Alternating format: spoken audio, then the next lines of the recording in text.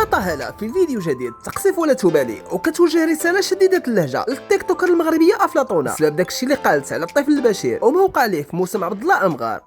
راه عييت ما نشد في راسي باش ما ندويش، ولكن غتسمحوا لي غنتفرقع. السيده خرجت بكل لبقه وبكل ذكاء وبكل ثقه في النفس. لا راه ما كاينش 14، راه خرج تقرير وهذا راه الدري هو اللي كيتعاطى السيليسيو. زعما هي دابا حنا كلنا حنا مكلخين ومجلجين، انت بوحدك اللي فاهمه الحياه، وانت اللي بوحدك اللي عارفه شنو طاري. بنت الناس، فاش كيطراو احداث بحال هكا حنا كمؤثرين خاصنا نسلطوا الضوء على المشكل اللي طاري باش انه ما يبقاوش، وان ندفعوا البلاد لقدام، انه تشدد القانون وان الصوت ديالنا يكون قوي. ماشي انت تخرجي زعما انت ذكيه، لا ماشي 14 راه كانوا 13، لا راه كانوا غير جوج، لا راه كان غير راجل. حنا غنبقاو ندخلوا في الحيتيات. شحال من دري بشير تيغتصب، هذا هو المشكل الحقيقي.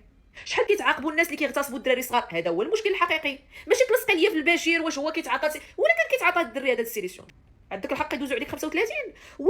واش حطيتي قاعك وفكرتي شي شويه قبل ما تشعلي الكاميرا وقلتي شنو هو التاثير اللي غيكون من بعد هذا الفيديو اللي غادي ندير؟ كنظنش. الحاجه الوحيده اللي فكرتي هو انا بوحدي اللي فاهمه، لا راه انا بوحدي اللي عارفه شنو طاري، راهما كلهم تيخربقوا باغيين يديروا البوز وباغي الذكاء اللي سلطوا عليك الله باش تفهمي هذه القضيه ديال البشير. نتمنى ان هذا الذكاء هذا يكون عندك من زمان وتكوني حليتي شي شركه ديال الاشعارات، حيت حنا بغينا ندخلوا معاك في الذكاء هذا. ما كرهناش نشوفوا هاد الحكاك هادو اللي كتخرجوهم لينا في لي ستوري وهاد الاشارات، والله تزوين والله تزوين. ما كرهناش نشوفوا هاد الشيء اللي زوين واش مرخص. ما كرهناش نشوفوا هاد الاشارات هادو واش كديكلاريهم، واش عندك شي كونت بونكير، واش داكشي كامل اللي درتي ليه الاشارات واش عندك داكشي بلي غوسو ديالو. حيت انا بان لي راه يقدر ما يكونش، نقدروا نشوفوك انت في شي جريده مستقله.